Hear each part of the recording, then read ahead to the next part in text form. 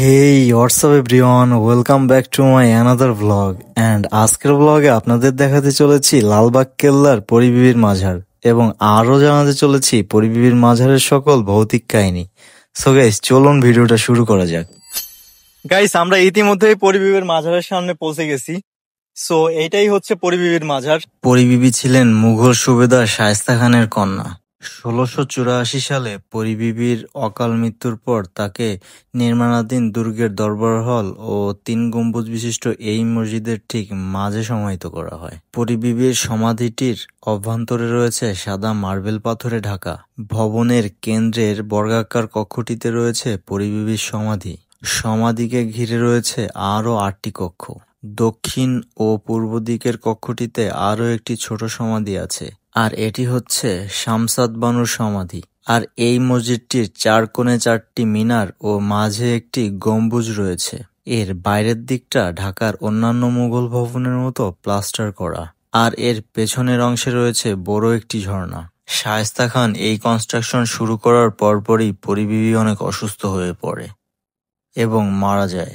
নিজের মেয়ের মৃত্যুতে শায়েস্তা খান এতই কষ্ট পায় যে কনস্ট্রাকশনের কাজ বন্ধ করে দেয়। অনেকে বলে পরিবিবির মৃত্যু এই জায়গায় একটা অভিশাপ ডেকে এনেছে। আবার অনেকে মনে করে পরিবিবির আত্মা বা অন্য কোনো স্পিরিট কেল্লায় ঘোরাঘুরি করে। কিছু মানুষ রিপোর্ট করে পরিবিবির যে সমাধি আছে সেখান থেকে নাকি কান্নার আওয়াজ শুনতে পাওয়া যায়। আবার অনেকে রিপোর্ট করে পরিবিবির সমাধিস্থল থেকে লাইট ফ্লিকার করতে দেখা যায়। নোটেবল একটা কাহিনী, একদিন একটা মেয়ে কেল্লায় ঘুরতে আসে বিকেলের দিকে। মেয়েটার নাম ছিল মায়া। সো মায়া ঘুরতে ঘুরতে সন্ধ্যা হয়ে যায়। একটা সময় মানুষ বের হতে শুরু করে, বাট তার একটা কিউরিয়াসিটি ছিল যে সে সমাধিস্থলে একা একা যাবে। সো সে কবরের ঠিক কাছে যেতেই সে একটা ঠান্ডা বাতাস অনুভব করে। অনেকে বিশ্বাস করে আশেপাশে কোনো প্যারানর্মাল স্পিরিট থাকলে সেখানের আবহাওয়া অনেক কমে যায়। তো মায়ার মনে হচ্ছিল তার ভার অনেক বেড়ে যাচ্ছে। তখন তার ভিতর ভয় কাজ করে।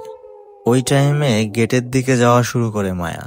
তখন তার কাছে মনে হয় তার পেছন পেছন কে যেন আসতেছে। সে খুব জোরে হাঁটা শুরু করে এবং সে অলমোস্ট যখন গেটের কাছে চলে আসে, গেটের ওই পাশে পাড়া দেওয়ার আগেই সে একটা জিনিস ফিল করে। তার ঘাড়ের কাছে ঠান্ডা নিঃশ্বাসের মতো একটা বাতাস। আর এই ঘটনার পর মায়া আর কখনোই ওই জায়গায় যায়নি। By the way guys, I do believe in জিন।